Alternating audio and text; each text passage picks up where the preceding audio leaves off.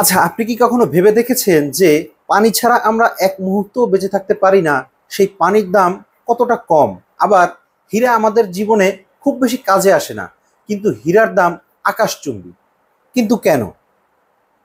Learning মোড়ের আজকের এপিসোডে আমরা জানবো হীরা এবং পানির একটি ধাঁধা আছে সেটি সম্পর্কে। এই বিষয়টিকে মূলত বলা হয় হীরা পানি ধাঁধা বা ডায়মন্ড ওয়াটার প্যারাডক্স। এই প্রশ্নটি প্রথম তুলেছিলেন অর্থনীতির জনক অ্যাডাম স্মিথ। তিনি বলেছিলেন পানি অনেক প্রয়োজনীয় কিন্তু দাম কম, হীরা নিষ্প্রয়োজনীয় কিন্তু তার অনেক দাম। এর কারণ কি? দামের সাথে প্রয়োজনের সম্পর্কটা আসলে কোথায়? একটা ছোট্ট সহজ উদাহরণ দিচ্ছি। ধরুন আপনি একটি মরুভূমির মাঝখানে হারিয়ে গেলেন, যেখানে আপনার সাথে আছে এক টুকরো হিরে এবং এক বোতল পানি। এখন এই মুহূর্তে আপনার কি দরকার?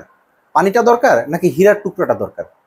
অবশ্যই সব থেকে বেশি প্রয়োজনীয় হবে পানি, কিন্তু হীরার টুকরাটা তখন আপনার কোনো কাজে আসবে না। কিন্তু বাজারে তো হীরার টুকরাটার দাম অনেক বেশি পানির থেকে। কিন্তু ব্যাপারটা কেন এমন হলো? অ্যাডাম স্মিথের এই প্রশ্নের উত্তর দিয়েছিলেন অ্যাডাম স্মিথের পরবর্তী প্রজন্মের অর্থনীতিবিদেরা, বিশেষ করে কার্ল ম্যানজার, উইলিয়াম জেপসন প্রমুখ অর্থনীতিবিদ।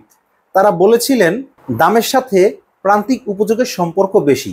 অর্থাৎ আপনি কোনো পণ্য যত বেশি পাবেন তার উপযোগ আপনার কাছে আস্তে আস্তে কমতে থাকবে। অর্থাৎ সেই বস্তুটির অতিরিক্ত ইউনিটের মূল্য আপনার কাছে আস্তে আস্তে কমতে থাকবে। অর্থাৎ তাদের এই তত্ত্ব থেকে যেটি জানা গেল সেটি হচ্ছে পানি পৃথিবীতে অনেক পাওয়া যায়, তাই পানির প্রান্তিক উপযোগ কম, যার ফলে পানির দামও কম।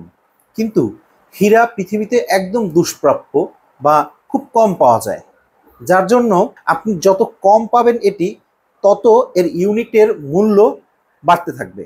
অর্থাৎ হীরার প্রান্তিক উপযোগ অনেক বেশি, তাই এটির দামও অনেক বেশি। অর্থাৎ হীরা পানি ধাঁধা আমাদেরকে যে বিষয়টি বোঝায় সেটি হচ্ছে কোনো বস্তুর দাম তার প্রয়োজনীয়তার উপর নির্ভর করে না, বরং সেই বস্তুটির প্রাপ্যতা এবং চাহিদার উপর নির্ভর করে সেই বস্তুটির দাম কি হবে। এটি আধুনিক অর্থনীতির ক্ষেত্রে দাম তত্ত্বের একটি দারুণ ভিত্তি। অর্থনীতির এই ধরনের মজার ও সুন্দর ভিডিও পেতে লার্নিং মোড়ের পাশেই থাকুন।